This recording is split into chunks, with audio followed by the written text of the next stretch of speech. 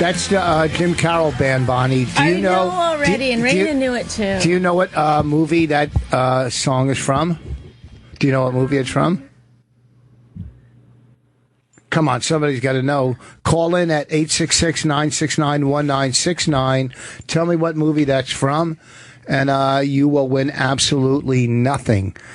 This Saturday, I will be at the Comedy Shop in Pompton Plains, New Jersey. Saturday night, Pompton Plains. Friday night, the Stand Comedy Club. And July 24th and 25th. Get your tickets now. I'll be in Salt Lake City, Utah at 50 West. It's a new comedy club in Salt Lake City, Utah called 50 West, July 24th and 25th. Bonnie, do you have anything you want to plug real quick?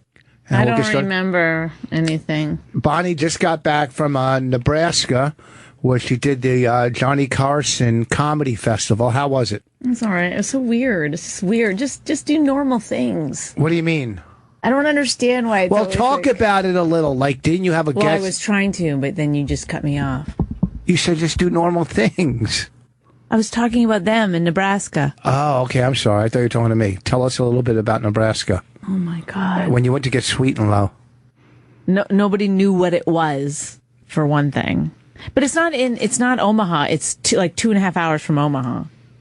It's, where were we? I don't know. I wasn't there. I don't remember the name of the town. But it was, I don't know, it was fun. You know, there's like 20 comedians there. Each comedian had a host family that would drive us around because there's no other transportation. But now you did this festival not knowing it was a contest, right? Well, I knew it was a contest, but I didn't understand exactly that it was only a contest. It was only a contest. So you flew to Nebraska to be on a non-televised Last Comic Standing type thing. Non-televised. Yeah. Yeah, with two club owners were the judges that I could give a shit if I ever worked there. And Kelly Carlin, who was actually super cool to meet. But wait a second. Didn't one of the kids who won, wasn't he from Chicago? No, I don't think so. No? Okay. I would work that club again. That was a good club. The one club owner. Yeah, but when you talk to club owners, they act like that's the only reason you're talking. Like they're so like you can't just have a normal conversation because in their minds they're like, oh, this person really wants to work my club, and it's just like I want to just start out the conversation by going, look, nothing against you, but fuck your club. Fuck your club, just like so we can. Because I had to like drive around with them sometimes, and I wouldn't say that about 50 West in Salt Lake City, Utah, when I'm there July 24th and 25th. Oh, this guy knows what movie it's from. Go ahead, Lisa. It's a girl. Sorry. Hi. What's the movie? Basketball Diaries. You yes. Guess what you win? What do I win? This phone call. I love you guys. You're the best. Well, listen, we have our 7-year-old with us, Reyna Vos. We're doing a segment, Ask Raina Anything, and a 7-year-old. She will probably have the correct answer, but keep them around between 6 and 9-year-old questions. Well, you can ask her literally. You can ask her about gun control. You can ask her literally anything, but keep it above the belt. Go ahead. Go ahead, Lisa. Oh, I got to ask Raina something? Ask Raina. Raina, do you want to say hi to Lisa? Hello. Hi, Raina. I was going to ask you, do you know how lucky you are? Okay, you want to answer that? Yeah. Because she has great parents. Do you have great parents, Raina? No. Raina, if you don't start talking, we're going to cut you loose. I'm sorry, it's a hard question to answer. Yeah, but stupid question. Yeah, okay. Just answer something. She's answering. She's saying, Lisa, it's a stupid question. Yes. I'm sorry. See, I was a super fan, but now I asked a stupid question. Okay. So I'll be going. Lisa, thank you for the call. Love you guys. Bye. Bye. Okay, anybody that has a question for Raina, call 866-969-1969. Raina, if you stay on the line, I know you know it's Basketball Diaries, but if you stay on the line, if you want to ask a question, I'll come to you. Who? I'm just saying I'm going to give them a second because either they can hang up or they can stay on the line and ask Raina a question because it says they're talking about the movie. It's a great song. Josh from Calgary, Alberta. Hey, how you guys doing? Canada. How you doing? Hey, down south from where you live, eh? No. Where you were born. Oh, yeah. No, I'm way north. Yeah, way north. Hey, Of everybody. I got a question. Yep. Raina. Hypothetically, at the end of the day, who do you love more, mom or dad? Mom. Got to pick one. Well, Pick she one. did pick the parent sitting closest to her, which I think was a smart move. Really? You like mommy more than me? Talking to the mic. It all depends, really, I guess, on who's giving It all you. depends. That when I went to the park, I cry 0. When you go to the park, yeah. Did you cry the other day we went to the park? Did you get hurt? No. You better didn't hit stick me. with mom. What? You didn't hit me yesterday or something, or earlier today, Okay, but why do you cry when you go to the park with Dad? because he's an idiot. Oh my goodness. She's really getting on my nerves, and she's really upsetting me. She's Okay, like but you. here's the thing. You told her right before you go, you can come on, but you better be funny. So she's... I didn't say better be funny. I said just answer the questions. I am answering questions. No, you're just sitting there like a lump on the log. Do you want to? Well, she hasn't had great questions. Yeah. Okay. And you're supposed to say I love both of my parents the same, but that's okay because I like Jessica and Ellen way better. Okay, than I hang like on here. We got wait, hold Jeff on the line from Jacksonville. Hello, big fan. Love the movie Women Aren't Funny. Oh, Thank thank you, you. Jeff. And love that song, too, that you were mentioning from Basketball Diaries. Cool song, great movie. People who died. How come? Did Leonardo DiCaprio win an Oscar? He didn't win an Oscar for that. He should have won an Oscar. He should have. Did he ever win an Oscar? I don't think he's ever won an Oscar. Oh, man. Oh, man. Do you have a question for Reyna, who doesn't answer him? Yes, I do have a question. Who do you think's the better cook, Who's a better cook? mom or dad? Well, Mom, I guess. Yeah, Why do you say that? He hasn't cooked in his life. Good answer. I don't make you turkey burgers or egg. Did I make you a hard-boiled egg the other day? Did I make you some hard-boiled eggs? Oh, hard-boiled eggs. Okay. I mean, Right? not so fancy. Don't I make you those microwave raviolis? Yeah. Okay, let's speed up this segment. We're going to go through questions quickly. Yeah. Try to have a good question, not just like who's better, this or that, you know. Yeah, ask her anything about Family Guy. She knows She everything. knows a lot about Family Guy. She knows a lot about animals. I do? Oh, yeah, I do. Yeah, you can ask her about anything that's in the news right now. She'll give you her honest opinion about it. All right, so here we go. Eric from Boston, what you got? Hey guys, love the show. So Raina, I want to know what things can you already do better than Daddy? Oh, what are some things you can do better than Dad, I wonder? I can... Come on. Okay, draw. Yes. Yeah, I'm not a good drawer. I can read. I can spell. I can spend an hour without chewing gum. Right, very good. Pretty good. So far, you're 4 for 4. And We didn't help her on any of these. I can swim better. I don't know about that. What else can I do? That's good enough. Okay, yeah. Next question, please. All right, That's here we pretty go. good. Bob from Texas. Hey, Raina. Who's funnier, your mom or your dad? Again, with these mom or dad questions. Me. Oh, Raina is funnier. Whoa, you are pretty Nailed funny it. at times. Nailed it. Talking to Lady the mic. Trucker. She's a regular caller, Raina. And she's a truck driver as a woman. A lady, Trucker. as her name suggests. Lady Trucker. Raina, I got 2 questions for you. The first one is, what's Dad's favorite cuss words? Fuck. And what is Mom's favorite cuss word? What? No, just, I don't know. I'm not going to tell I you. don't know. Fuck. Probably. Okay. What? You're not supposed to say that. We can get in trouble from From what? child services. To say the word fuck? Yeah. Are you kidding me? Are you kidding me? I bet you if Jenny I would go called- to the Supreme Court with that. How dare anyone? American, at least she got What's- a First Amendment right, freedom of speech. Not Thank you. as a 7-year-old. Second Amendment. Later on, we'll have our therapist, Jenny, call in to let us know See what if we're doing yeah. wrong. What we're doing wrong with Raina. Okay, Hey, Raina. Jimmy from State Island. Staten Island. Oh, it says State First Island. of all, I love you guys. Thank you. Raina sounds like a mini Bonnie, which is really cute. Yeah. But Raina, I got 2 questions for you. Okay. Let's keep it to one. Let's keep it to your best question. Okay. All right. Do you correct Daddy when he uses words wrong too? Talking to the mic. Listen, if you don't like the question, you can just Tell him to scram. You can talk to these people like they can't see you. So Fat ass. she said, "Move it along, fat ass." All right, good. You bet you know because he's from Staten Island. He probably does have a fat ass. All right, who we go to next? Rob from Ohio.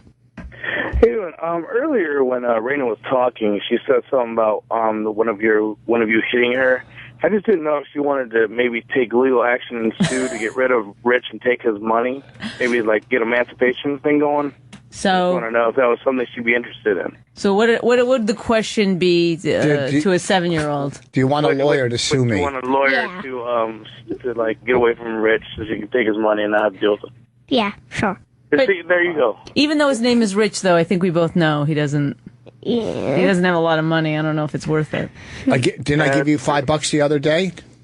Wow, so much. Why did he give you $5? Why did you give me $5? To clean your room? Oh yeah, I cleaned my room. Think about it though, Raina. You could have all his money. You wouldn't have to clean your room. Are you a Let it be lawyer? dirty. No, but I just figured, who doesn't want money and not be with Rich? I mean, that's perfect. It does sound pretty good. All right, who we got next?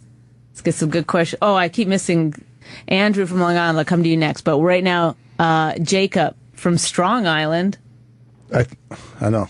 I guess What up? What's going on? Raina, I wanted to hear your opinion on the police brutality and if policemen are just racist against African Americans or are African Americans just resisting arrest. What is your stand on that? What's your stand on police brutality? Do you know what the word brutality means? Being too rough. Like when Daddy is playing with you at the park and he's pushing your head down and stuff. That's Daddy brutality. Are police being prejudiced against? Are they racist? Against black people? Do they arrest black people more than white people? Go ahead. Let's hear your answer. No, just because in case cops are listening. Good answer. She doesn't. She declines. She doesn't want to. You don't want to upset the cops, right? No. What if they're waiting for you when you leave here and they arrest you for saying bad stuff about them? Remember Saturday when we did that outdoor show and all the cops were there and they were so nice to you? Well, oh yeah. Yeah. What about that? What's that? Yeah, what about that? Well, I'm just saying. Because you're white. Because you're white. Oh yeah. All right. Andrew from Long Island. Hi guys, how you doing? I should have prepped her a little bit more that she can you can say whatever you want to these people. Raina's very politically correct. Yeah. Yeah, what happened? That's what they teach you in no eating watermelon as you're on radio. this is your big time. We only got a few more minutes for this segment. This segment's not working out the way that I had hoped. I know, she doesn't answer. She just sits and You got to just babble on. Talk. We don't care what people think about us. Okay. All right, Raina, Okay, can go I on. ask my question? Go ahead, Andrew. Okay. Raina, when mommy and daddy are fighting at home, what bad names do they call each other?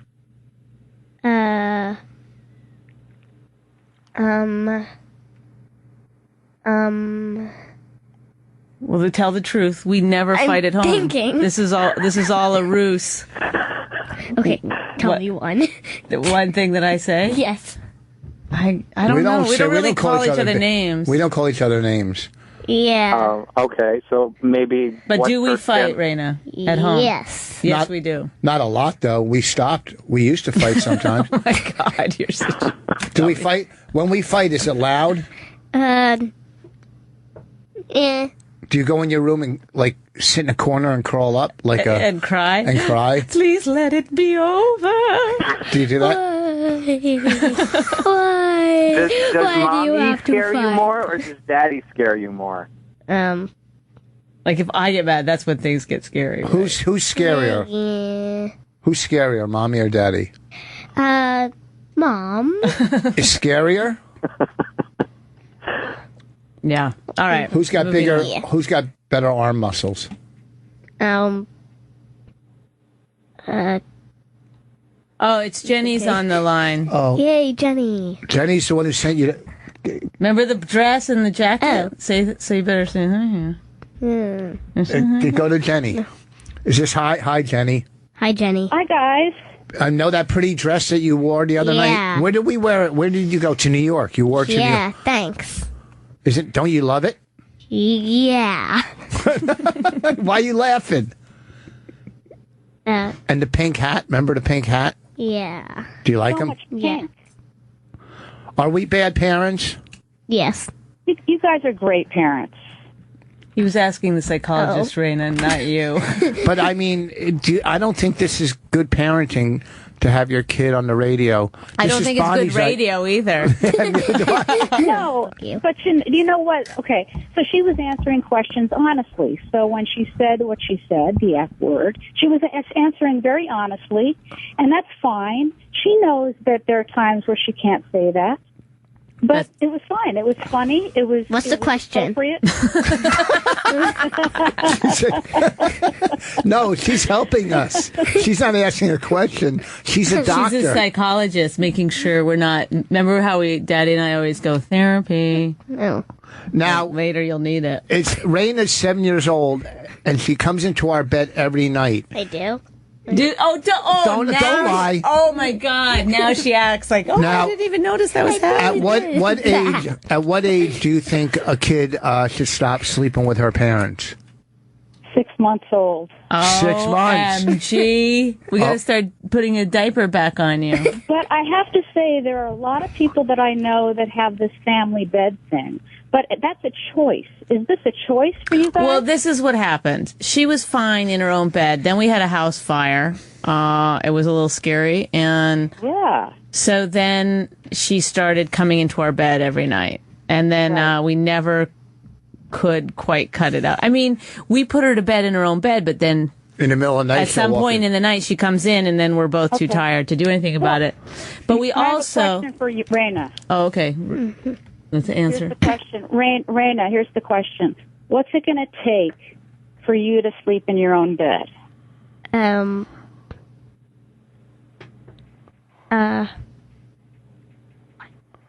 on. Electronics. You mean you want presents? Yes, Is that basically. you want if your parents give you presents, you'll sleep in your own bed? Yes. What, like But let every me night ask we have to give you a present? Yeah. No, that's impossible. Let me ask you a question. Your friends, right? They sleep in their parents' bed? I don't know.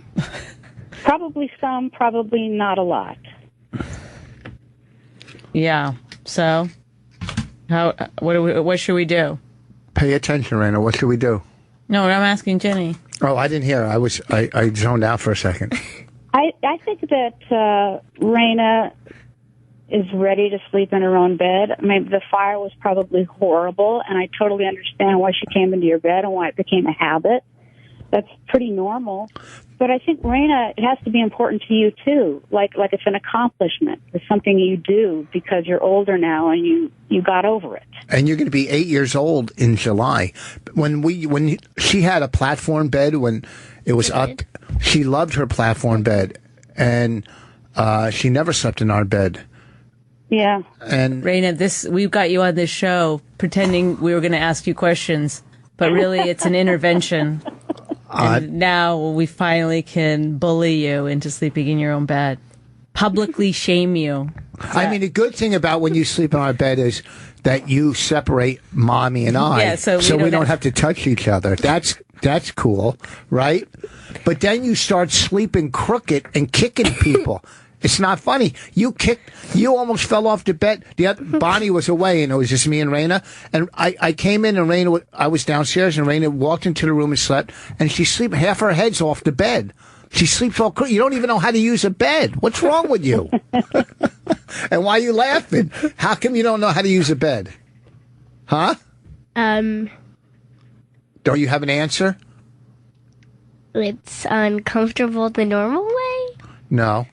Okay, listen. Here's the problem. You're smarter than the average kid. You took that test. But I don't think you're going to cut it on radio. I think this is your last segment if you don't step it up. Yeah, this is really... Now you're going to eat food on radio? Who does that? Imagine that you're in your car listening, and this is what you hear. Crunch, crunch, crunch, crunch, crunch. Crunch, crunch, crunch, crunch. I'll be amused. You would? Jenny, thanks for calling. Wait, hold on, Jenny. Oh. Jenny's coming to New York with her partner. John and I are going to come up and see Bonnie and Jim and Rich in Connecticut. At the Richfield Playhouse. Oh, my God. Well, they're coming to New York. But, I mean, how long are you in New York? How long are you in New York for? Well, she's going to be there for we're going to visit family in Long Island, so she's going to be there for a couple of weeks. I can't stay that long because I have to go back to work, but we'll be there long enough to go drive up and see the show. Well, I'm working Long Island in August. Really? Yeah, I don't know what week. I'm at, I think, Governor's in August. But also, too, we're at the Richfield Playhouse in August. Me, you, and Florentine. And that's right. And an open, which is a beautiful. We're going to comp you. Don't get tickets. And you don't have to do that. Yes, of course I do. She took me to Bel Air Country Club. She sent me more clothing than my family has sent me in the last year. You guys have to stop thanking me. I did. Bonnie did. And she shot 97 at Bel Air Country Club today. Well, what? You were talking to her off the radio? No, she emailed me today. Oh, so you guys have a nice relationship still. Every now and then. Real strong. I need your email, Bonnie. I'm getting sick of emailing Rich. Did you go see Colin Quinn last night, was it? I did, yes. Did he do Unconstitutional? Is that the show he did? No, he did. He was doing an interview about his book. That sounds so boring. Well, he was funny. He was great. The audience was ridiculously lame. Where was it? It was at a school auditorium in Santa Monica. PS 92. Colin's doing high school auditoriums. High school auditorium. Who interviewed him? Somebody from like NPR or something? Tim Meadows. Remember the dude from Saturday Night Live? Yeah. Wow. That'd be a real hoot. Oh, that sounds real fun. Well, Colin, you mentioned on page 42 that, I noticed a spelling error near the end of the book. All right. Boy, God, unfunny is contagious at that end of the room. Yeah, Raina and I are both having the same problem. All right. So long, Thanks. Jenny. Love you guys. Thank you. Thanks. That's our therapist. Look at everything's lighting up here. One more question for Raina, and then we cut you loose. Wes from Florida. Hey, what's up? Raina, I'm glad there's finally some talent on this channel. I wondered, what do you think about SeaWorld down here in Florida? What do you think about SeaWorld? Fuck it. Why would you say that? SeaWorld. I think she doesn't like the way they treat the Do you work at SeaWorld? What? No, I don't work at SeaWorld. We want to take her to Disney World, but we're not paying those exorbitant prices. There was big stars like you, they should comp you. What's that? They should comp you guys. You're big stars. We're waiting till we get big enough where they'll close the park and it'll just be us. We'll just be able to do it. They should comp us into Disney World. I'll make some calls. I know some janitors over there, so. Yeah, some I buddy just passes. hung up on him by accident. All right. Well, thank you, Randy. You did great tonight. Well, Frank from the Bronx is on now by accident. You made it by accident, Frank. Oh, well, thank God for accidents, Bonnie. You're talented radio air show often. I don't understand any of that. And nor do I. I just said it. So, Raina, real quick, I think your dad is a great dad, and if you wouldn't mind, I would get adopted. I'll let him adopt me, and I get to be between him and Bonnie. He wants to be your brother, I think is what he's saying. What do you think of What that? I'm saying is I want to be adopted because I think Rich is a great dad. Even though he's a half a retard sometimes, I think he's done a fantastic job raising these kids that he has. Do you think that's a good word to use? What? He said retard. Oh, who cares? You don't? That's politically incorrect. I thought you were so like, yeah. Would you rather have him as a brother or get a puppy? Fuck him, puppy. Quit saying that. Why do you, she's saying now? Because the doctor said it's okay. You can't say that every word. No, it's because you keep saying she's not funny. Yeah. No. So she's gotta, what's she gonna do? She does what every comedian does when they're under pressure to be funny. They start using the F word. Yeah. I think she's doing great. She sounds like a hack, just like her dad. Really? That's what you got? I'm a hack? I don't care that he called you a hack, but I hang up on him because he called her a hack. How dare he? I don't even think people know what a hack is. No, I don't think they do. Okay, Raina, you were great. Can you go say goodbye to everybody? Is there anything you want to close with? Chewing. Say goodbye and thank you for your calls. Bye. And thank you for your calls. Thank you for your calls. And is there anywhere you'll be performing in the next weekend? No. No parks or Oh, wait, swimming this pool? is actually a question that Raina might be able to answer. Mike from Denver, go ahead. Hey, Raina. I'm having a little trouble with my daughter. She's 5 years old. She loves to go in the pool, but she won't put her head underwater. Do you have any advice for her parents? No answering for her. I'm not answering for her. Raina, did you hear the question? Yeah. Okay, what Let's see. How does her One way daughter... to get her to go underwater, shoving her head under the water. Just be mean? Yeah. Just dunk her under? Yeah. Okay. All right, well, good luck with that. All right. I gave her one more chance. I thought she was going to be able to pull it out. Who, Raina? Yeah. Okay. Oh, wait, what was the good answer? No, I thought you were going to go fuck her. Oh, fuck her. No, stop it. All right, Raina, you got to go to your seat and watch your iPad. You were a great guest. Come over and give me a kiss. Ugh. No. What do you mean, ugh? We said no. Why? Really? Because come over and give me a kiss. It just sounds creepy. And Oh, really? To give your dad a kiss? Because I want to on reward her? radio. You're in a professional situation, you know. Oh, you've never kissed her on stage? Come here, Raina. No, I've never kissed on stage. Never? I kissed Ralphie May once on stage.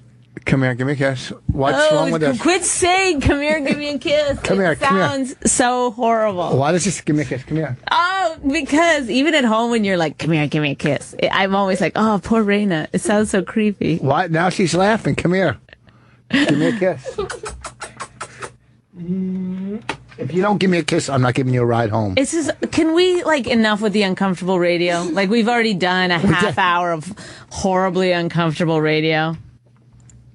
You're worried that she's going to get taken away because of saying the F word, but really, give me a kiss is probably. Oh, you think that's wrong for a dad to say to his daughter, "Come give me a kiss"? No, it's not. But I mean, on radio, to give me a kiss. I didn't say it like that. Come here, I'm not kid. you act like I'm the guy on Family come Guy. here. Who's the guy on Family Guy? The creepy old man. What's his name? Come here. What's his name? Mr. Herbert. Oh, all right. You got no Family Guy questions tonight. Come here. High five, then. All right, go. You're getting on my nerves. Oh my God, Rich, you really. She's getting on my nerves. I wish we could take back this whole radio show and start over. So do I. Anyway, we can just do an extra half hour at the end, and this is going out live, but for the replays, can we somehow? Well, you're the one who said, "Bring her on." I know. It was fine. I think she was fine and funny. I'm just saying, the whole thing is just. I think she bombed. Haha. I think you did well. I'm only kidding.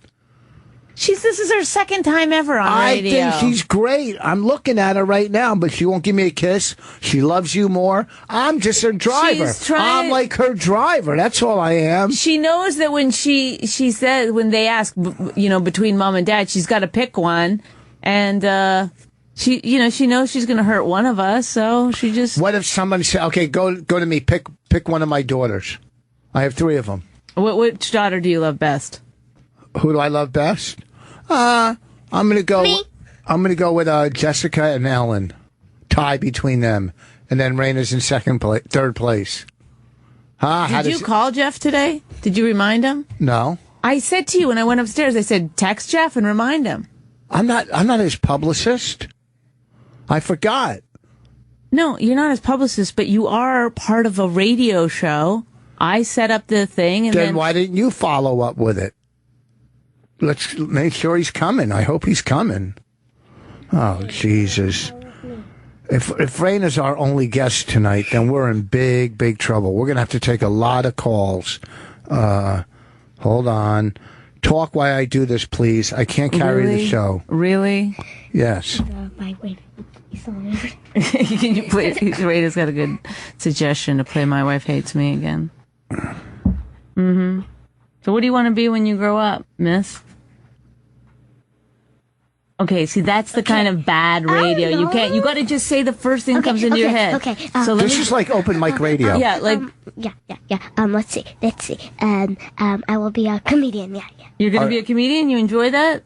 You think it's fun? I thought you wanted to be a singer. I did. You said that. When? Why don't you sing some Taylor Swift for us? No. All right, then go. Ellen. Goodbye. Come here. Give me a kiss. Oh, God. Please. Can we take a break? No. I can't handle it. I cannot take it anymore. We can't take a break. I have to go and, get her out of here. I have to, deal with you. We have to, regroup on how to do this. Right now, let's take some calls. Okay. There's no calls. All right. Give us a call. 866-969-1969. We're live on Sirius 206 XM 103 drive time in LA. So we had, how long have we done radio here? Almost a year now, right? Yeah. We have one segment that's absolutely ridiculous that you would be like, we have one segment that didn't work. Yes. 96% of what we do on here does not work. Are you kidding me? And every once in a while we have a little bit of genius going on. Are you crazy? Can you name another time where we had a segment that didn't work? Yes. Name one. Name five. Anytime you and I are talking. No. Right now, people are going, we can't think of a bad segment. No, they can. Come on. All right. So give us a call, 866-969-1969. Maybe, for some reason, this broadcast isn't going out. I would hope. Oh, my God. What if, now I'm praying for some kind of, storm where it's hey, guys, we got to redo it. I mean, she answered one or two questions pretty good, right? It's a lot of it's, it's look at now they're calling. Now it's off the goddamn charts. Mike from Georgia, what do you want? That's why they don't call. Mike. Oh wait, it didn't go on. Why don't you click it where it's supposed to click? You know what, Rich? What? You can't even do this. I could do it. You can't even do it. That's why I do it. I had to take it over. I could do it. You're sitting in the big man's seat, but you don't do anything. You don't touch the board. I carry this goddamn show because she wouldn't. Okay, I'm not going to talk. Okay, go ahead. Mike, he hung up. Yeah. Because of your bad personality, of the way you talk to people. Lee from Atlanta. He wants to help us out. Hey, hi. I heard. I'm laughing hysterically. She's a darling daughter you have. I just have a quick question for her. Mm-hmm. I think she's smart enough to help out with the Palestine-Israeli situation. What would be her some of her theories to how to resolve it? She's already over playing Minecraft. But I know she would say for God, here we go. For Saudi Arabia, Jordan, or Egypt, or Lebanon to take the Palestinians. That's what she would say. Wow, that's exactly how I feel. You could actually buy them out. $100,000 per person, they're gone. It's all bartering over there. That's all. Jews, Indians, all of them. They like to barter. Really? You can buy them the fuck That's out so funny that he was on your side and then turned out to be anti-Semitic. But wait, how did you get Indians out of I'm this? not anti-Semitic. I'm Jewish. I'm telling you, you can buy all those fuckers out. But why are you saying Indians?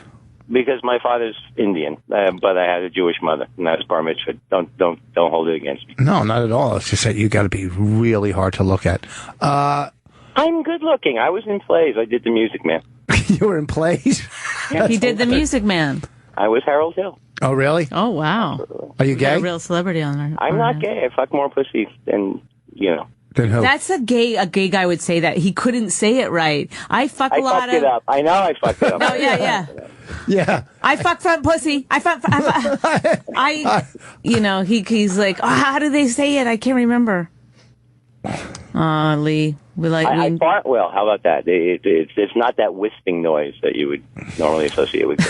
Oh my God! But then it's like my hair's not circular in the back. Is that what is going on, Rich? Jeff Ross is calling. Hello. Okay, I'll let you go. Okay, bye. What's up? But but Jeff Ross is calling on Rich's cell phone. Yes. No. We can hear you on the radio. Call the hotline and we'll discuss this. Here, I'll give you the number, or we'll call you. All right. Okay. Bye.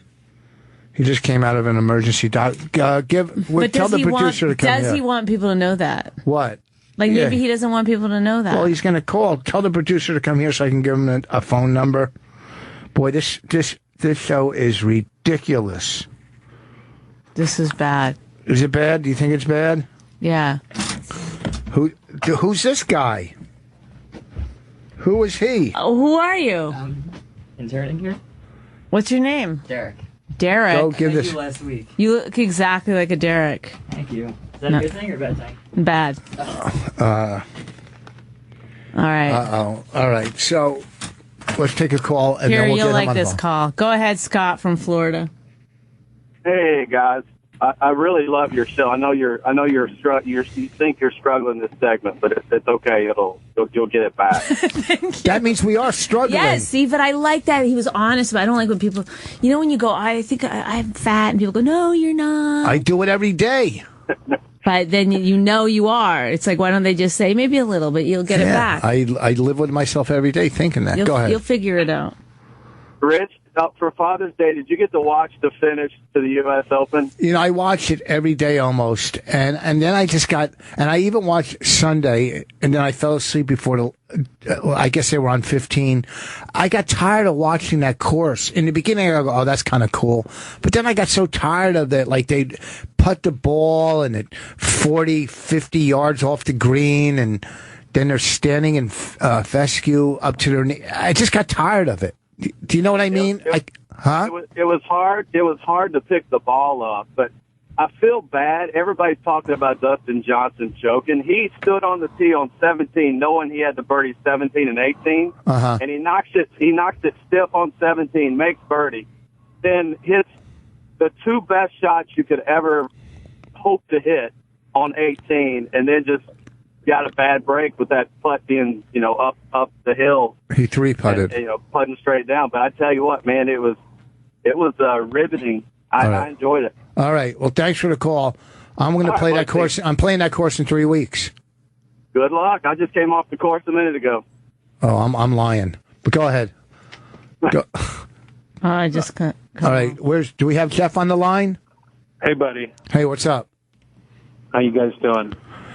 We're struggling. We're struggling. That's how we're scrambling. I don't know what kind of medical emergency you've had, but we've been having one for the last 40 minutes. It's called bad. What happened? It's called bad radio. We did our segment, Ask Reyna Anything, and she's very cute and she's very funny, but a lot of facial expressions. Her ad-libbing skills tonight weren't up to par. She usually, So anyhow, what is everything okay with you? First of all, yes, I'm fine, thank you. Good. Well, that's the main thing. What happened? Can you talk about it? No. Okay. But by all means, ask me about it on the air. I don't know. Well, I said to Rich, maybe he doesn't want to talk about it, and then you were like, "He's calling us back on the air." Well, I don't know. All I know is I heard you on radio this morning, and I can't get over that one joke. How funny it was. The one that you gave me for the jail show? No, the one about, but my dog has never shot anybody during an armed robbery. Oh, yeah. No, this show I did at the jail, I was eating the jail food, and I said to the guys, the inmates, as I was eating their jail food, trying it for the first time, I said, You know, I wouldn't feed this to my dog. Then again, my dog never shot anybody during an armed robbery. That had to kill. It was so funny, man. They loved it. I said it like in the cafeteria, so it was definitely in the moment. So how and what's the response from the special? I'm not gonna lie. Bonnie and I we haven't seen it yet, and we are obviously gonna watch it. It's okay. I was gonna. You'll love it, Rich. I know I will. I know I will. Rich gave me this response has been great. It's #1 on iTunes this week, and it was a huge rating success, and people seem to like it, and I'm happy it's over. It was intense. But I heard you say on radio. Are you driving over here, by the way? I'm just curious. No. What's that? Are you driving over here, by the way? If you want me to, I will. I'm a little groggy, but... No, go home. Go home. We'll handle it. I can stay on the phone for a bit. Yeah, we'll do a few minutes on the phone. I heard you say on radio this morning that it was a year out of your life. And what do you mean by what? But what do you mean preparing? We do all our research by just listening to the other radio shows. No, you know what it was I really wanted to do something purposeful, you know, not just another regular stand-up special. So I started writing an act about jail and incarceration. Someone told me that we lock up more people than any other country in the world. And I was like, I thought we're a free country. That seems weird. 1 out of every 100 people in America is in jail right now. How many of those are drugs? Most of it. Yeah, it's crazy. And we lock up way too many people. And I thought, well, there's a thing that I can wrap my head around, because I sold weed when I was a high school kid. I was easily could have wound up in jail, and it really would have messed me up, I think. I don't think I could have survived the way jail is. No, I mean, you know, you see it. Obviously, not all of us, but a lot of us have done enough things where we could have went to jail easily, just from the drug. I've drank and driven a car. I shot Suge Knight. If I had gotten in trouble, whoa. Who knows what would have happened? Yeah, I know I wouldn't survive. You know, and you were there, you saw it, and I'm not. Do you know how many balloons I have up my ass right now? It's crazy. I'm not downplaying. And two, you were This is not fun. What's not fun? Because I didn't laugh at your balloon it's joke? just because the whole thing. It wasn't funny. You know how many balloons I have in my ass? Whatever. I'm sorry. Go ahead. Do your interview. It's fine. I'm not doing it. Why are you getting mad at me? I'm not. Just go. You're just cranky. Yes, I'm a little upset. I'm so glad I'm not there right now. Why? Listen, I'm sorry, but he's glad he's not here because it's not going. You sound like my parents fight it. You sound like my parents fight it. Okay. No, don't stop it. Oh, now we're going to get in a fight. Here's the question. And I'm not downplaying because you are at a county, which is brutal because county, some of them are going home, some are staying there for 2 years already, waiting to be sentenced. But it can't even be nearly as brutal as you know, raw as prison, right? I would imagine. Well, it's weird because it's maximum security, so there's guys in there for minor offenses. They're mixed in there with like killers and rapists. So it's very peculiar in that everybody goes in there and then first becomes criminalized. You know, and I thought, well, if 90% of them are getting out of jail someday, then if I go in and make them laugh and give them a little bit of a break, then, you know, maybe that's good for them. And they're coming back out. They're our community. They're our neighbors, essentially. So do you think when one prisoner gets out right before he's ready to maybe shoot heroin or snatch a pocketbook or do a carjacking, that criminal's going to go, oh, wait a second, that joke was really funny. I better not do more this. Like they can laugh at themselves, and it's like redemption, you know, not taking themselves too seriously, kind of admitting what they did wrong. Plus, it's like jail sucks, and, you know, as comedians, you know how it is. You just want to make someone laugh who needs to be cheered up. Yeah, of course. But I know dudes that I grew up with that only know prison life. That's their life. Like, they get out, and within a week or 2 weeks or 3 weeks, they're back in. Because, like they say, you know, that's their comfort zone, is being in prison. If that's your whole life, if you've been there. They call it getting institutionalized, like being told when to eat, when to wake up. Like, some of them go in there just to sober up. One guy I met's been in jail 36 times. Is he sober yet? 30? Not yet. See, and you saw this. See, because I'm comparing. You see Aryan Brotherhood. You see Muslims. You see, I guess, the Italians. But who do the Jews hang out with? The lawyers. Yeah, that's, you know what I mean? Who did it really, like, unless Down the in Italian... Texas, it was like white supremacists, black dudes, and Mexican dudes, and that's it. There was one Asian dude who killed a college professor, allegedly, and he really sticks out. There's a one shot of him in the show, but they didn't want me to talk to him because he's on trial right now, and it's like an intense, high-profile case, so I left that footage out. Actually, it was subpoenaed by his lawyers. It was crazy. You were? No, the footage that we the footage we shot. Oh, so yeah. I'm surprised you've never played a prison or a jail. No, I have. I did a county in Maryland. Or Delaware. It was pretty big, and I remember I was on stage and I was trashing this big black dude. He goes, I'll fuck you up. I go, no, you won't, because I'm leaving. And behind us, behind the stage, was a big bowl that they had for myself and the other comic. There was a big bowl of potato chips and just soda. And those guys were staring at that stuff like it was gold. Okay? Oh, yeah. It was gold. Like, after the show, because we brought up my friend, this was like a year, 2 years ago, he went in there and did a writing seminar with some of them. And then, we brought some of them on stage and they did stand up. And then after the show, one of the guys said, look, I've been really good. Can I have a bag of chips or something? Like, I mean, that was like, you know what I mean? So if you're thinking how much a bag of potato chips or a diet soda or a can of soda is worth, in prison, compared to, you know what I mean? How It's amazing what we take for granted in our regular lives. And yeah. I'm a big believer in second chances. Obviously, some of the guys that I perform for are total dirtbags, but some of them are just kind of like desperate or made a mistake, and they go into jail, and it has a stigma. They can't get a job. They wind up meeting some other bad people, and they become part of that whole world for the rest of their lives. It sucks. Yeah, but when you plan to do this, see, this was all a transformation for you. You didn't have this in your head when you planned to go do a special in a prison. This all had to come to you after you arrived at the prison or was prepped. You know what I mean? When I was writing it, I did a lot of research. I talked to a lot of ex-cons. I visited a couple of jails. I really wanted it to be good. And it wasn't until I really got there that I really felt compassion for some of the people there, especially the younger ones. It's like looking at your younger self or looking at my nephews or something, 18, 19, 20 years old, sold some weed, smoked some weed, and then they're hanging out with guys who are killers. It's heartbreaking. And by the way, I did a show for the women too, and it's kind of the same thing.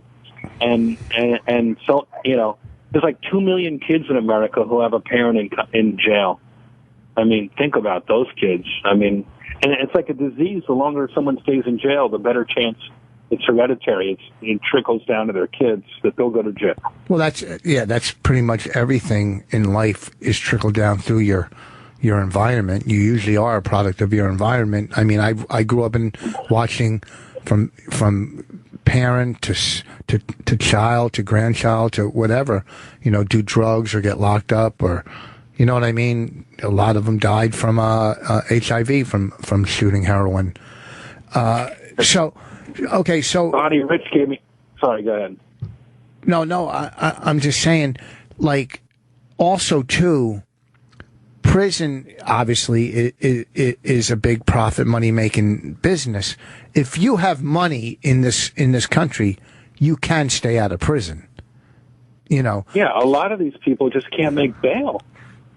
Well, a lot of the people that are in the shows with me just couldn't cough up the $1,000 or the $500 for bail. They're stuck in this fucking brutal. It's crazy. It's brutal to be in. And some of them are in there a long time. Bonnie, Rich gave me a great joke, which killed. I said, I know some of you have been in here a long time. Does anybody want to smell my finger? I know, I've been getting tweets from that today. Thank you. What was I going to say? Because prison, I've been infatuated with prison throughout my life. Like when you drive past Rollway Prison, have you ever driven past Rollway and just looked at that dome and how scary that fucking prison looks? It's so daunting. It looks like, Shawshank Redemption live. I mean, that prison is so fucking scary when you drive by. Or when you're driving up to Poughkeepsie, I forget what road it is. On both sides, there's gigantic prisons. Do you know what I'm talking about? I think I know that area, yeah. Yeah, on the right-hand side, there's a prison. It looks like it's a mile long. It's got to be a prison, a mental institution. I don't know what it is. And then on the left, there's like a maximum security prison. And you drive through it, and they're just, you could pull over and stare at those fucking things forever. There's something about the darkness and the lifestyle, you know what I mean, of a prison that's so unique. I'm not, putting it on a pedestal going, oh, this is a great life. I'm just saying it's something that, it's a whole nother world that you don't know unless you've been there. I don't know if I could. I'm so happy to be done with it, but I feel like this issue is going to stay with me forever. It's so intense. It's such a messed up thing. It really breaks my heart to see what we're doing in this country. Like, I don't want to get too serious, but it's a $75 billion industry. So a lot of these companies are basically, they want people to keep going back there. I met one guy who's been in jail 36 times. He goes there to sober up because we closed so many mental health facilities back in the 70s that these jails in America are essentially mental hospitals because there's nowhere else to put them. So we lock them up, we forget about them like human dust, and they just sort of collect, and the jails are overcrowded. They're Americans. It's fucked up. But how is it? I don't understand how it's making money. How it's making money? That's what he said, right? A lot of these prisons are privatized. They're owned the way like a hospital's owned sometimes, or any other business. They're run for profit. But who's paying? Is it just tax? Yeah, taxpayers will pay a company to run a prison. So it behooves them to keep people in the prison because then they get more money. Yeah, is that what you're saying? It costs it's an investment. It costs what, 40 or something thousand a year to house a prisoner. Like one prisoner, it's like some crazy amount. One guy, it costs like $40,000. I think you're right, Rich. It's like $40,000 a year per inmate. It'd be cheaper to send them to college, but I don't know if they can handle the drugs there either. No, 40,000. Do you know what you could do with 40,000 with one person? You could house them, educate them. Yes, house them, educate them, give them child care if they needed it. Pretty much. Send them to Westbury on Thursday to see me. Yes, in Westbury. You're there this Thursday, Westbury, right? Thursday night, baby. Theater at Westbury. Come get roasted. All right. Well, listen, we're going to take a break. Look, I hope you whatever you're going through works out.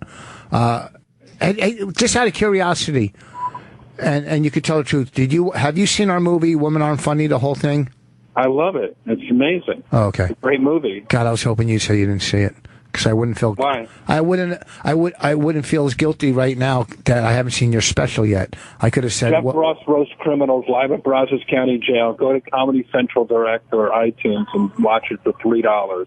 We're gonna watch it tonight. I highly recommend it. No pressure, dude. I know you're busy. I love you guys. I'm sorry I didn't make it there in person, Bonnie. I'm sorry. I hope you feel better.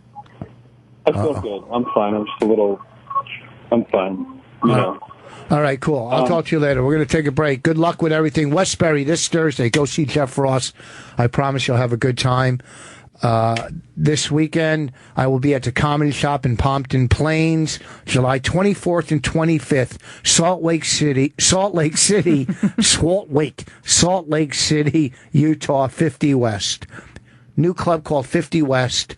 Don't mix it up with any other clubs in Salt Lake City that I used to play. This is a new one, and I'm looking forward to it. July 24th and 25th. We're going to take a quick break. regroup, and take some calls and knock it out of the park the second half. Bonnie, are you okay? Yeah, I'm fine. I just, You look a little upset. he drives me nuts. Something came up. Come on. Something came up. I did some emails with him. That's like, I had a medical emergency. Maybe you had to get medical marijuana. Maybe that's... Yeah, I mean, I'm sure it boils down to something like that. Can you get that in New York? Is that... I don't know. I have no idea. But it's just like, and then, I don't know. It just bugs me. And then he's always just like, he's just always so dismissive of me. It drives me fucking nuts. Oh, I don't think so. Oh, my God. How was he dismissive of you? He's literally like the least favorite person for me to talk to. Like, cause he doesn't acknowledge that I'm an actual comedian. He's never laughed at anything I've ever said. He's never, he's just, I don't know. He's on his own agenda, I guess. I don't know. Oh, I got it. He texted me what happened. All right. He lost his leg. Now I feel silly. Do you feel dumb now? His leg got caught in a cab and ripped off. I mean, they put it back on. It's okay. All right. We'll come back after the break. We'll be funny. This time we're really gonna do it. We're gonna knock this one out of the park. I did some deep squats. I did some leg raises. I had a pretzel. I did a couple jumping jacks. I'm ready now. Call us. We're 866-969-1969. This is My Wife Hates Me Live with Rich Vos and Bonnie McFarlane. We are married. This Saturday, I'll be in Pompton Plains at the Comedy Shop. This Saturday. You don't just start in the plugs. You don't. Yeah, I always do them in the beginning and in the end. I was doing it like as though there's possibly people don't know who we are. They're just tuning in. Oh, okay. You do that. Go ahead, and then I'll do it. You're right. Whatever. I didn't know you were doing it. Pompton Plains. The Comedy Shop. I was just in Pompton Plains. But July 24th and 25th, where will I be? I did that with Artie Lang, that thing. Oh, you did? Can I tell you something? Can I? What? Go ahead. You can tell me whatever you like. It's hot in there. I shouldn't say that now because people won't want tickets. Well, maybe the air conditioner wasn't working at the time, and now it is. Now it's working. I heard. I'm going to call them right now and find out. Hello? Is the air conditioner working? Yes. You don't hear the other side. I would just be like, oh, yeah. Yeah, no, that wasn't me. That was them. Stop it. They're on the air. All right. 866-969-1969. Where am I the 24th and 25th July? You're in Utah or something. Salt Lake City, Utah. A comedy club, new club called 50 West. 50 West. I love Salt Lake City. I really do. It's beautiful. It's beautiful. If I wasn't going to... I'm not even going to bring my clubs probably because I'm only going for a couple of days. So I might go sightseeing. Maybe go up to the mountains or something. Beautiful. Beautiful country out there. You've ever been there to Utah? No. You've never been to Utah? Do you want me to say it again? No. Salt Lake City? No. Never. Because you lived in California. So it wouldn't be that long of a flight. I didn't fucking go. What do you want me to take a fucking lie detector test or something? You ever been to Seattle or Portland? Yes, both those places. Why? I worked there. Oh, you worked in Seattle? We worked together in Seattle at that Crazy Guys Club a long time ago, remember? No. The guy who... The club is closed. Giggles. He sat the people. Oh, yes. But that was a cool club. That was your first club that you loved? That we worked together? Yeah. In Seattle? They liked me at that club. They were pretty hip in Seattle, right? They were really hip. They got it in Seattle. Go ahead, Bob from Illinois. Yeah, Bonnie, just come out and say it, Bonnie. Jeff Ross is a fucking asshole. Thank you. Thank you for saying it for me, Bob. No, I don't think he's a fucking asshole. I don't know. He rubs me the wrong way. He's an asshole to you, though. He's an asshole to you. Could you tell from the phone call? Well, hell yes. Rich, he's so blind, he just thinks that maybe, I guess, Jeff can help him with his career or something or somewhere down the line. Let me tell you something. Rich has helped Jeff with his career. Rich, Stop. You're not that fucking stupid. Come on, man. Bob, stop. Stop. You're wrong there. I've known Jeff for 30 years. I knew him when he started. Let me explain something to you. He's a fucking asshole to Bonnie. Okay, well, stick up for her. I always stick. First of all, I stick up for Bonnie all the time, and a lot of times I don't have to stick up. Bonnie can handle herself. Well, True. that's true. Okay, and another thing, don't think I'm trying to get anything from fucking Jeff, because I'm not. I've helped him. It's not even worth getting into. All right. So your accusations are wrong. Okay, if you want to stick up for Bonnie, fabulous, great, but don't do it by trying to fucking tear me down, because that's ridiculous. I wasn't trying to tear you down. Yes, you did. You just said that I was. I wasn't trying to tear you down. I said, well, possibly. I guess you're right, Rich. I wasn't trying to tear you down. All right. Well, good. I accept. You're a good guy, Rich. You are funny as shit. I'll give you that. Thank you for the validation. That joke that he said that's in his act in the special was very funny. Yeah. I told him to open with it. I wonder if he opened with it. No, he didn't, but he should have. Bob, what do you do? I drive a truck. Oh, we got a lot of people who drive trucks because that's the only people that listen. No, a lot of people listen. Because it's like, there's nothing else to do. Do you have a sleeper in your truck? Yeah. Yep. Do you get are you married? No, I used to be, but yeah, just go figure. I'm divorced now. How far do you go cross country? Or We've never spoken to a trucker, by the way, who isn't divorced. Do you know that? Well, because they're not. Every single one of them. Everybody's been divorced at least once, but I'm getting ready to go do something else. I've done this for over 20 years now, and I'm just got to do something else. I'm getting close to retirement. It's time to change. Do you own your truck, or do you drive? No, I drive for somebody else. Do you guys get paid by the mile or by the load or what? Yeah, by the load, and it's the rules and everything. Just that's where it's slowed everything down the last year. I might as well be staying home. I'm not making the money I used to. And because when gas is okay now, but when it was at $4 a gallon, you guys, how could you make any fucking money? Well, yeah, the company. That's where a lot of them went out of business. But yeah. All right. Okay. Anyway, Rich, just turn into boring radio. Goodbye. I know it's been that way all Bye, night. Bob. Thank you, Bob. We're doing truck driving talk. That's all. It's Trucker Talk. Trucker Talk, Indiana. Yeah, I don't know what that name is. Sylvia. What is it? Huh? Silvio. Silvio. I was started out in New Jersey. I made a couple baby steps out here to the Midwest, so I'm sitting out here somewhere in the middle of Indiana. Oh. What are you doing there? I'm borrowing some chick's mouth for a little while. What's that mean? You're getting blowjobs? Yeah. You know, guys borrowing some chicks. Is that like a thing that guys say? I never heard it, but guys that talk like this don't get laid or get blown or nothing. Like he found the lingo, but I guarantee he's a fucking. Like he's Googling it right now. He's What are just- things guys say? He's, you know what? He's probably home working the phone with his face. What does that mean?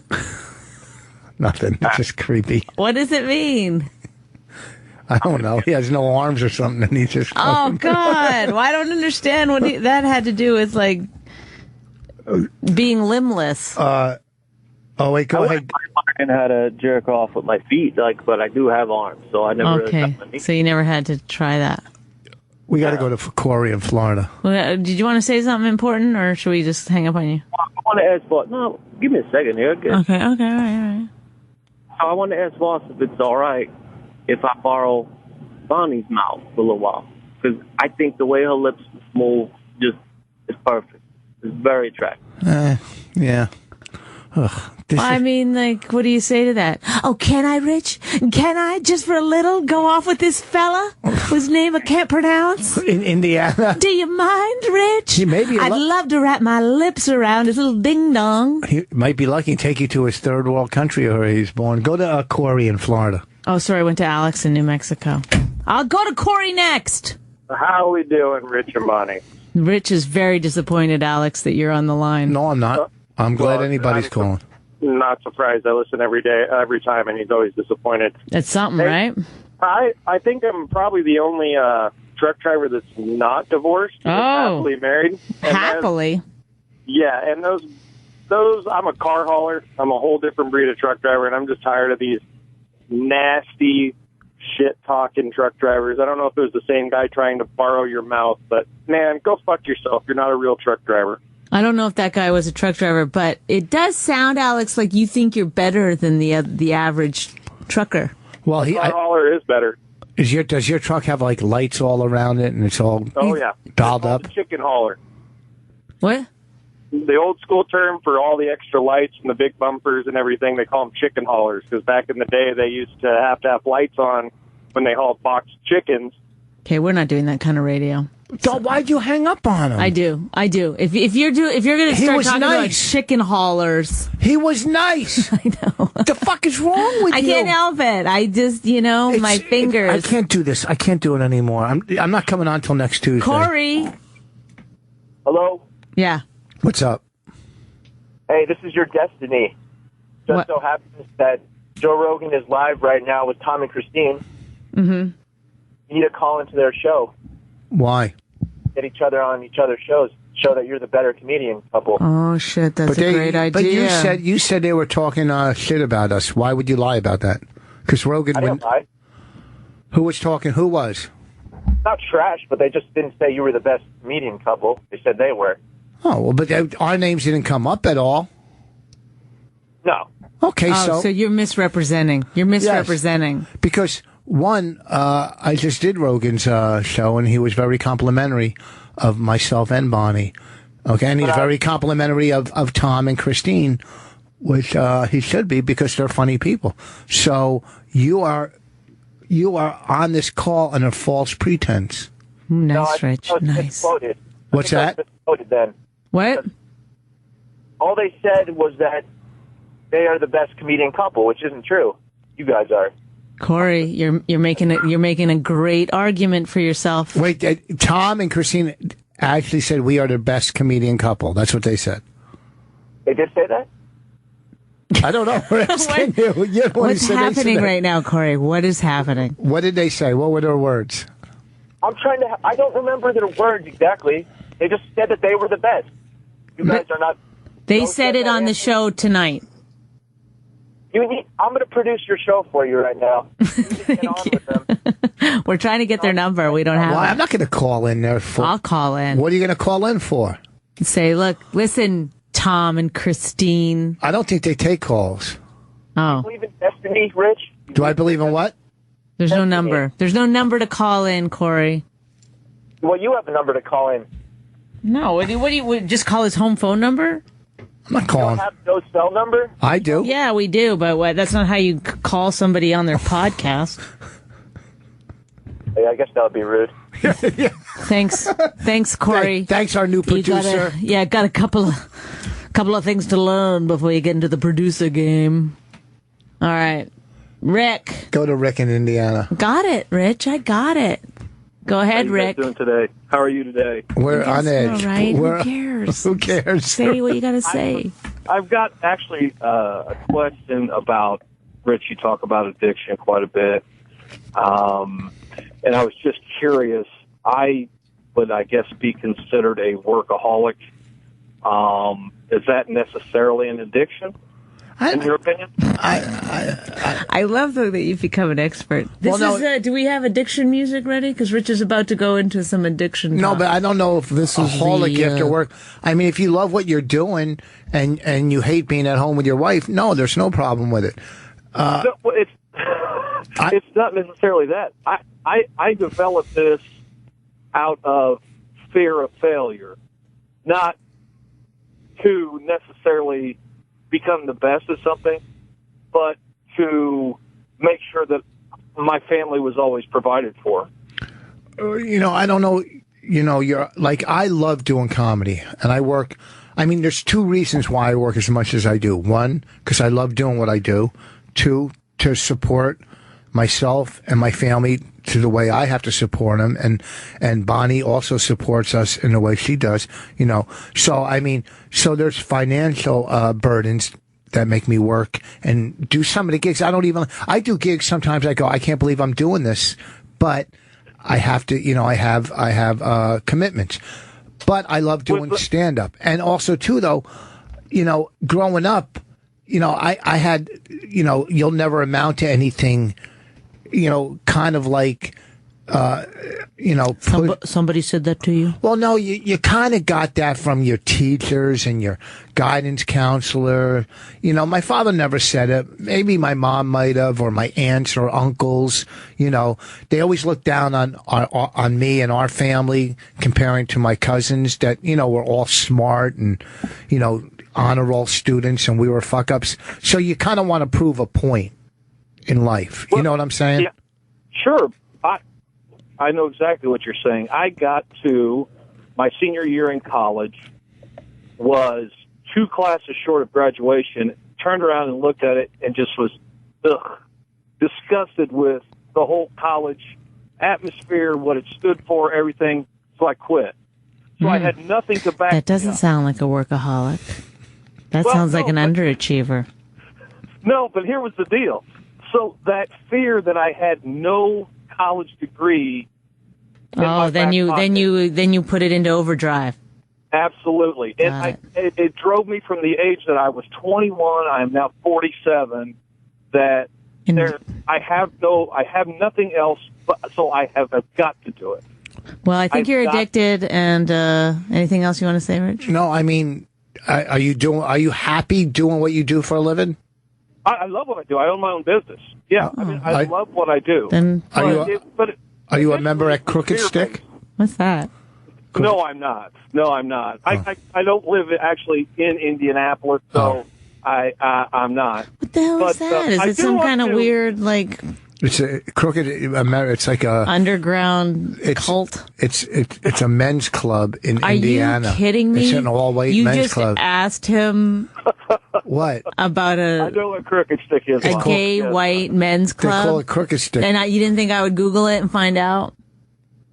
Yeah, it's called Crooked Stick. I bet it is. Yeah. I have to tell you, you said one of the most profound things.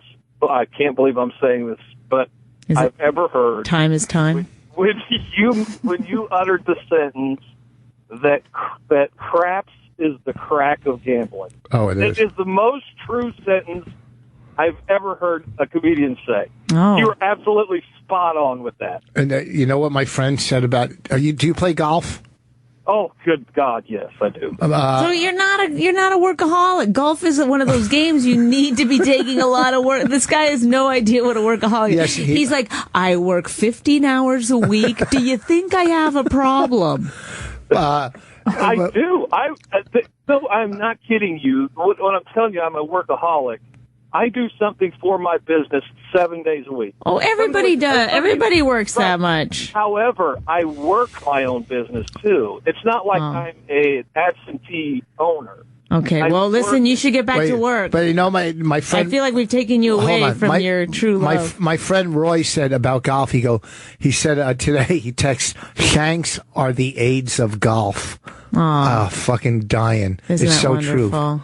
Okay, somebody... Did you hang up on him? Without saying goodbye? Well, it was like, it felt like natural, like a night, not like hanging up, like now we're... Listen, I'm not a radio host. We're not a radio show that just hangs up on people. Well, we I'm just say trying hello, to make goodbye. it like just trying to get a rhythm going. If I don't say goodbye, just know like I said it in my head. Can you say goodbye, please? I don't like when radio hosts don't say goodbye. Chris? Yeah. Goodbye.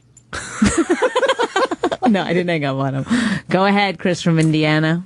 Yeah, I was just calling a long-time listener, first-time caller. I'm just trying to find out, how do you guys keep your relationship together with just, I mean, I see Bonnie such, she's a spoiled brat, and I see Rich as myself being, I can see myself being Rich. I'm an asshole in the relationship. You think I'm a spoiled brat? How is that? Because you're cutting them off. Yeah, exactly. Oh, my God. Oh, I forgot a lady's place. So my. Constantly. And he has a general idea of how the radio show works, and you derail it every time you get involved. Thank you. I derail it? Yeah. She's spoiled, right? Oh, I forgot to do that thing you told me. You hung up on him? I forgot. What was I supposed to say right before I hang up? See, because you know what? You can't take constructive criticism. No, I actually could. It didn't bother me at all, but I thought it would be a more funny bit if I just hung up on him. Constructive. I take it all the time. Constructive from you and the end callers. No, you have no learning curve, so that's why you get the speech every night. Okay? Let's go to Brian from Queens. Bonnie. Yeah, I'm not going to hang up on you, I promise. That's okay. You don't deserve any of the shit you're getting from Rich. Thank you. That last caller. Thank you. Especially Jeff Ross. Thank you. I appreciate you saying that. But what do you think kind of shit is she getting? Oh, boy. Rich. Our producer just walked in like he's like saving the day. What do you mean? Paul just walked in. Like, I'm he just came, finally here. He came from a premiere. What premiere? What? Hold on. Don't hang up on How this do guy. you know? Because the other guy told us. What premiere were they at? He's coming in, but he was at Trainwreck. Oh, we got to hear about that. How come we weren't invited? Of course. No, of course, the fucking producer. How can we get on the mic, please? Wait. What Brian from Queens needs to finish because he's being lovely. Okay, go ahead, bro. If we're bringing up Trainwreck, I just want to say that Bonnie's 10 times more talented than Amy Schumer. Oh, I agree with you. That's all opinions. I can't. I'd like to publicly agree with you, but I can't. Brian, thank you for calling. Okay. Anytime. Okay, what, Paul? Trainwreck. You were at the premiere. Well, a screening. Oh, a screening or the premiere? Screening. For who? For media? Yeah. And how was it? Give us It was good. out of 5 stars. 5 stars. Great cameos in it too. You're giving it 5 stars? Yeah. Wow. No mistakes. Because you're scared. Give the truth. Tell the I'm not truth. scared. You're scared. No, I'm not. Why aren't you elaborating then? Who made? I don't want to give spoilers. Who made great cameos? Colin. Yeah. I don't want to give away because I don't think his was a cameo. He had a legitimate part in the movie, and I think you're being very you're minimizing his part. Well, saying who's in the movie isn't a sport. Giving that away. Sometimes it is. Is he fucking stupid? What do you mean it's giving it away? I'm not saying what they did. LeBron James is in it, right? He was good. Was that giving it away? Was Amy in it? Yeah. How was Amy? She's really good. You had to see the billboard. So this is so far he's been that Colin was good, LeBron James was good, Amy very good. He's a good movie reviewer. Yeah, no, I'm telling thank you. God they sent him to go see the movie to let people know. You have to see the billboard that we saw coming up 10th Avenue. You know what I noticed about that though? They didn't have her name on it. Yeah, they did. No, they did not. Look, he's backing up. He is. Paul, don't be afraid. Get over here. We don't have a guest. Getting killed by mine. Go to Jason in Missouri. Jason in Missouri. All right, Paul, you can leave. Jason in Missouri, go ahead.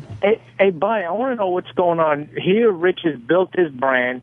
He's worked hard to get the radio show to where it is, and you are literally destroying it today because Jeff Ross didn't laugh at a balloon up your ass. No, that's not. No. Oh, I hope that's not what people think. That's what I think. Is it? No, I hope that's not what people think. The brand is being destroyed, and look what the position you put the callers in, having to fucking defend Rich Voss. In this situation. I mean, what are you doing? Jason, that's literally the funniest thing anyone has ever said. I'm sorry if I'm not being, I'm never, the truth is, Jason, I'm never very good at this. This seems about in my zone. What? I feel like Here's the best part. We listen to this shit now on the fucking podcast.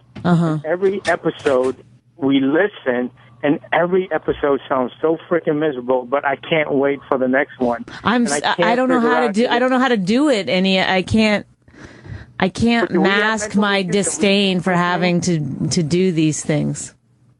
But there must be something wrong with us. I think you've touched into a brand of fucking retards like us who just like the punishment. You might just like depressed women. You're like, look at that lady, she's awful.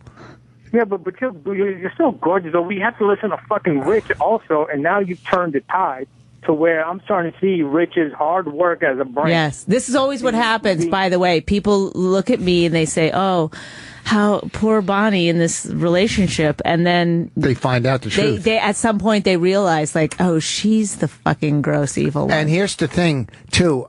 I have stomach. I went today. Was it today? Oh, yesterday. See, Bonnie, look at this. Yesterday, what fucking day it was. You see what you did to us, Bonnie? Yeah, he just went right into his stomach problem. Yeah, yesterday my stomach.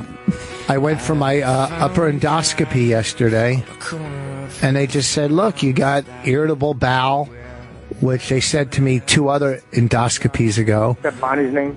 That's what he calls me. Irritable bowel. You know, the first endoscopy, it was irritable bowel, then gastritis, and back to irritable bowel. at least they go, the good thing is they go, you don't have cancer. But they want me to take anxiety medicine every day, which I won't. And then Dr. Steve says, cut back on grain. Cut back on grain. Okay. Do you think the 20 years of crack smoking has any effect on that, Rich? No, I didn't. I only smoked crack for a couple of years. What about the gum that he never has out of his mouth? No, I don't chew it that much. And that's when you chew gum a lot, the air, you get a lot of air in your stomach. But I don't really chew it. I put it up in my upper lip. All right, Jason, thank you for calling. Rich, What's we that? hate Rich and blame Rich. Would you not take that away from us, please? What's that? I don't know what he said. I don't know. He's country. We hate Rich.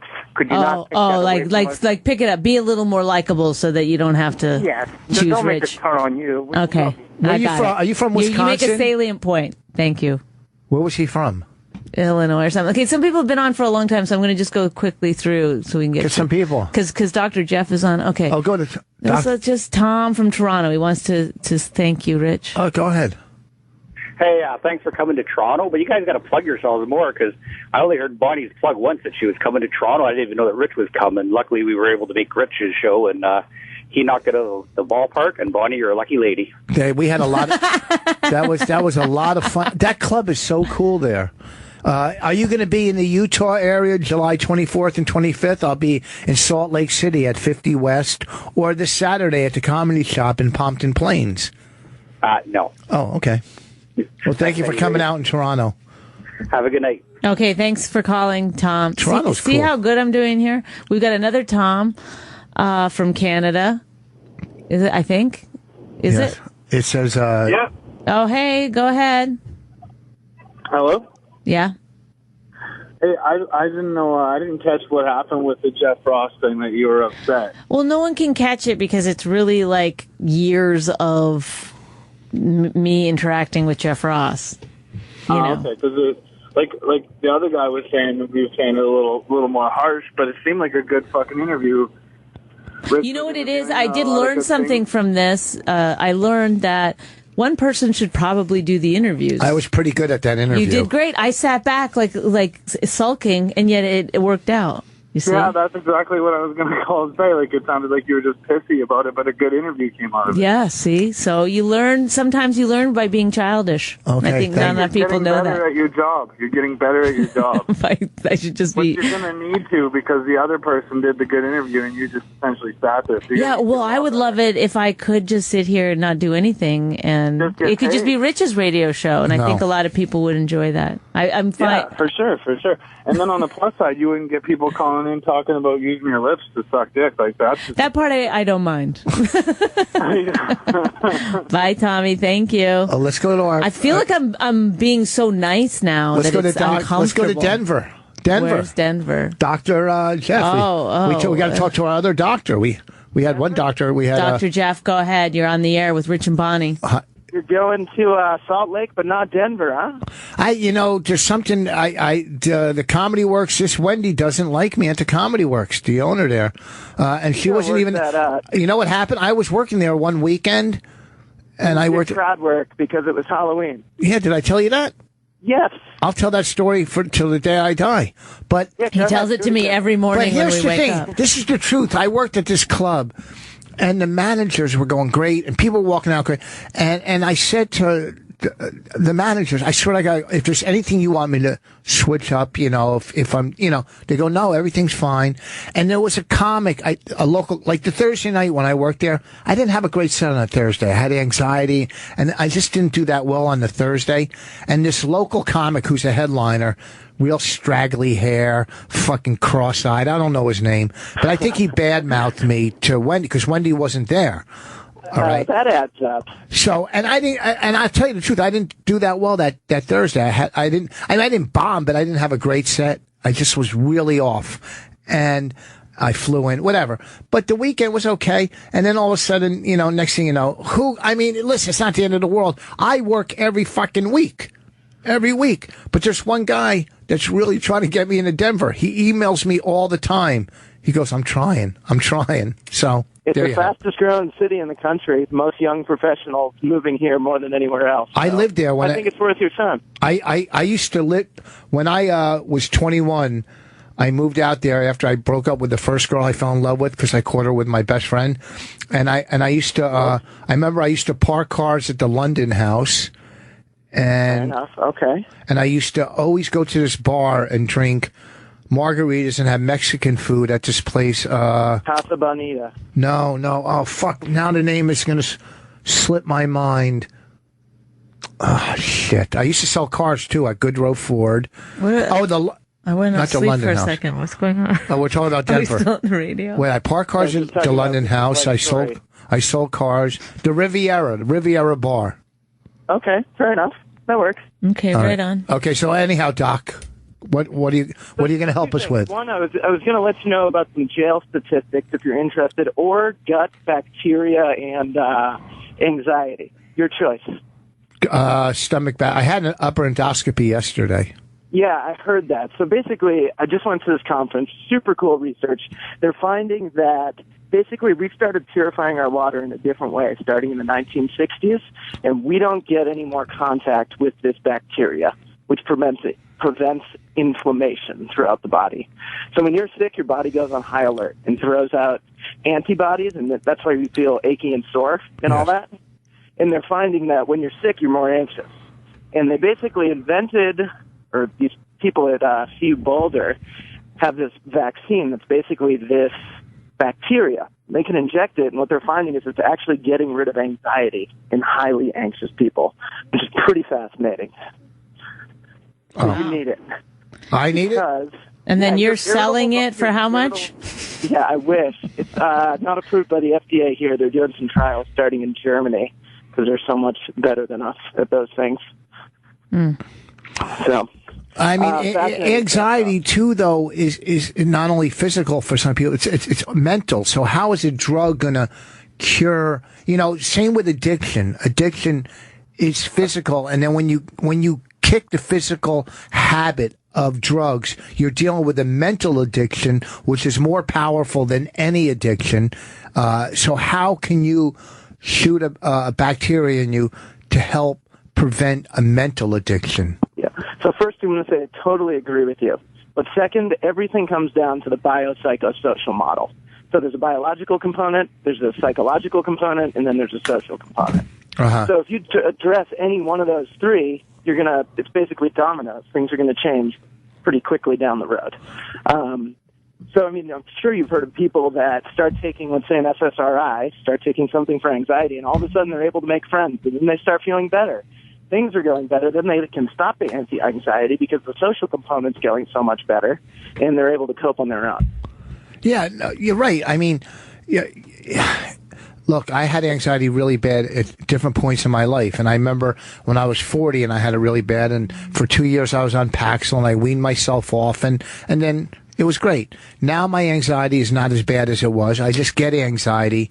And maybe also, too, people mix up stress with anxiety. There's a difference. Totally. This conversation is... No, this is very titillating. Giving me some anxiety.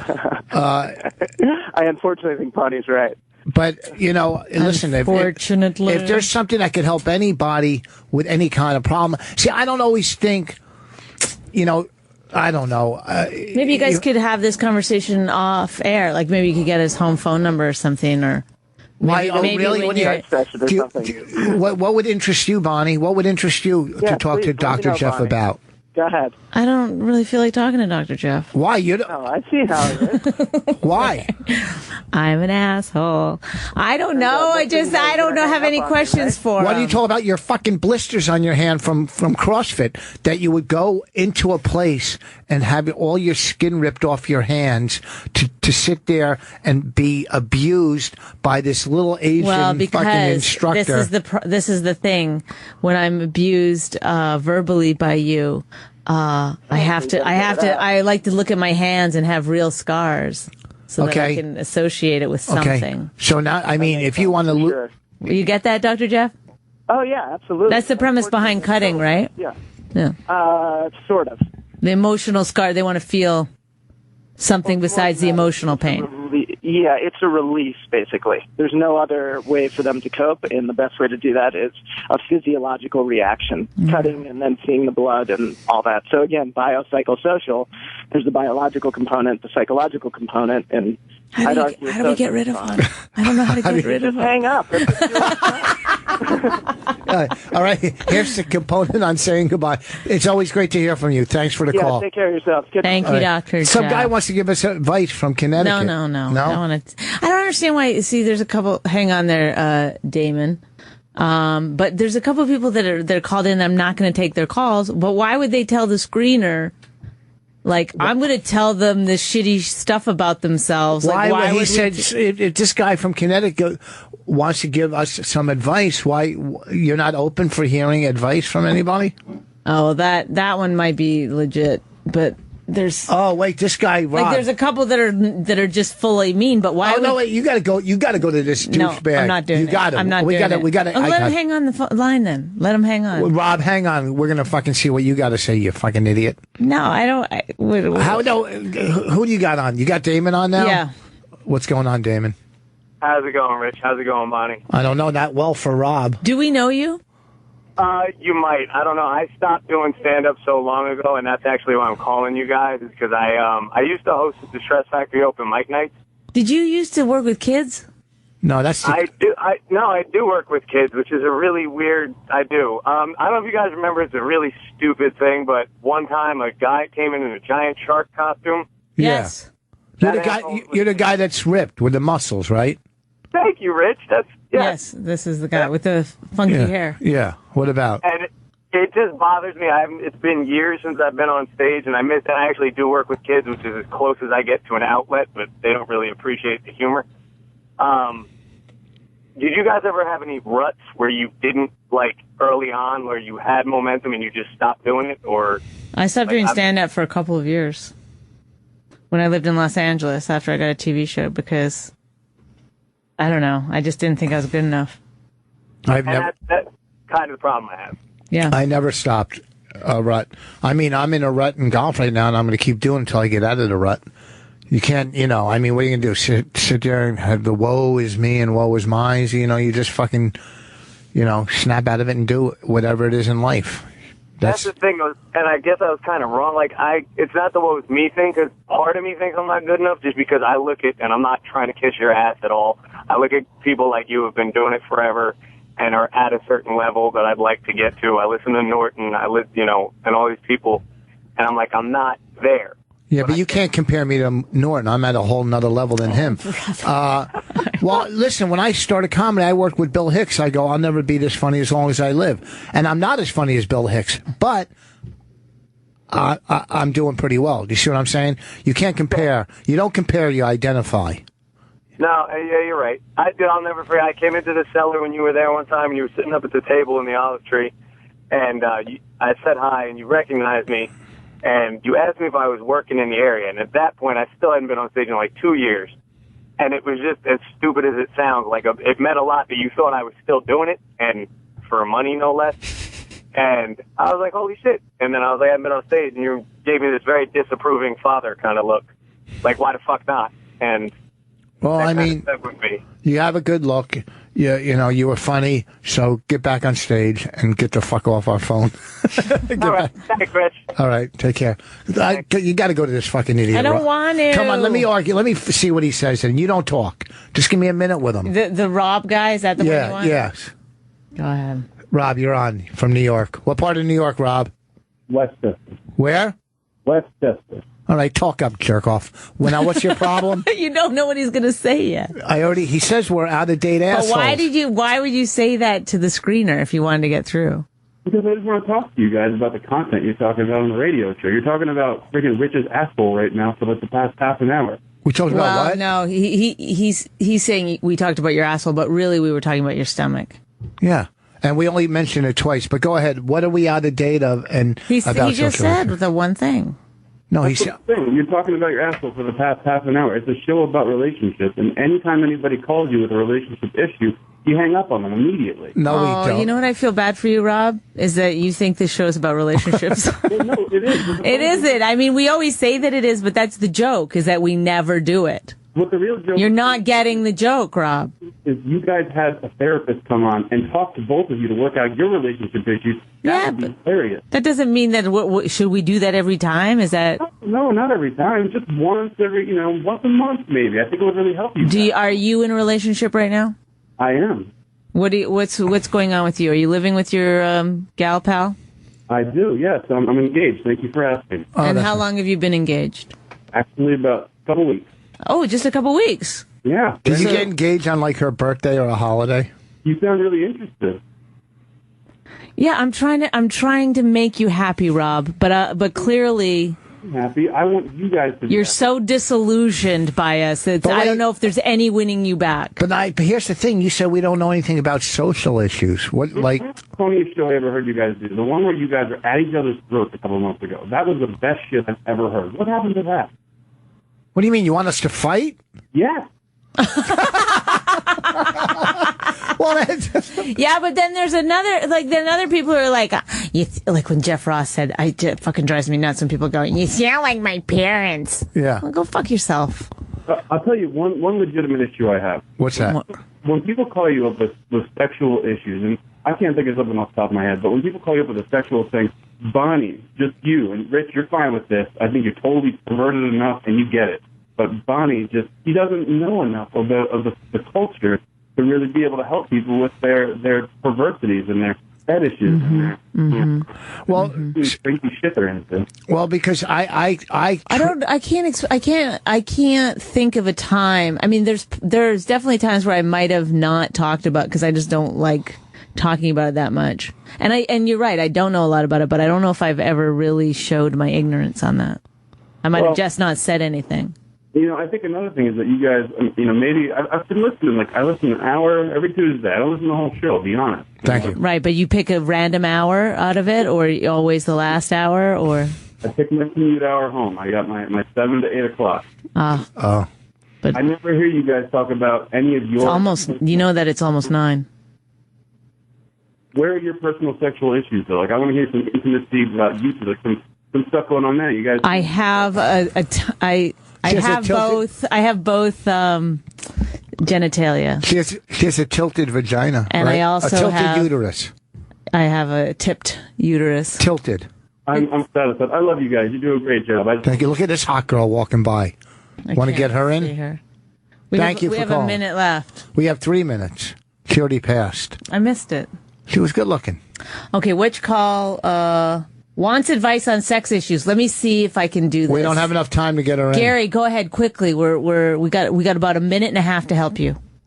Hello, baby. I love y'all's show, and I just want to say that my wife and I have been married for about 9 years. Mm-hmm. Same as us. Trying to get things going again, but she's just kind of. It's hard. Telling me she needs time and needs this. And I don't get it. I don't get it. I'll do anything. I'll tell you what. I think is that the one thing that happens after you get married is that, when you're like single, like people want to fucking have sex with you. Like it's hot. Like as a woman, people are they're like excited about the possibility. That's the part that turns you on. So with your husband, it's kind of like, he knows he's going to get it if he wants it. And it's not it's not like that big of a deal. It's like, I'll tell you what's hot. Like we were watching Game of Thrones. Like you never do game on, you know what I mean? Like you're never like, you just like grab at me if you want it and then we do it. But it's not like, you're hot. Or you don't like try to get. I do caveman style. Yeah, I know. But when we watch Which is fun sometimes too, but I'm just saying that. We love Game of Thrones. I love Game of Thrones. We try that, but I'll do anything for her, but she seems so bored with everything, and I can't make it happen. I just don't understand it. Because she knows it's fucking. Shit, our dildo has spider webs on it. You would think it would have a little my innards on it, but nothing. Did you ever put that in my butt? I don't think so. You've put things there before, right? I know you misplaced things there. No, I mean, I like for safekeeping, but not sexually. Yeah. But look, I do spice it up. Look, I do something really good. Well, listen, we got to run. I don't know what you can do, but I don't know. I don't know. Go read Penthouse Forum together. Read it out loud and then pretend. I don't know. Fuck, I bet you the whole thing is before the sex, though. That's the part. You're going into the sex. It's not that. It's getting her into it. We only got a minute, so. All right, that's it. That's Good the luck. problem. Listen, good Okay, luck. bye. Listen, anyhow, we got a minute. Thank you, people, I for think we pulled calling. it together the second half. I got a lot of criticism this time. I don't normally get it. I feel pretty good about it.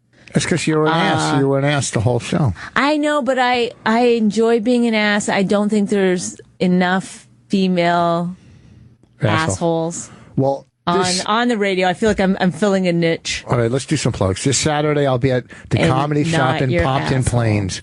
This Saturday, Comedy Shop Pompton Plains, July 24th and 25th in Utah, 50 West, a new comedy club. Support, okay? And also in August, I'll be at Governor's in Long Island. Go to richvoss.com for my dates. Follow us on Twitter. Listen to our podcast, My Wife Hates Me, on Riotcast. Okay, we do that once a week. Oh, on Tuesday nights. I keep forgetting to mention this. What? I'm on that TV show every Tuesday night. On True TV. True TV. How to Be a Grown Up. All right, thanks. Thank you for sticking it out with us. Gamefly, go fuck yourself.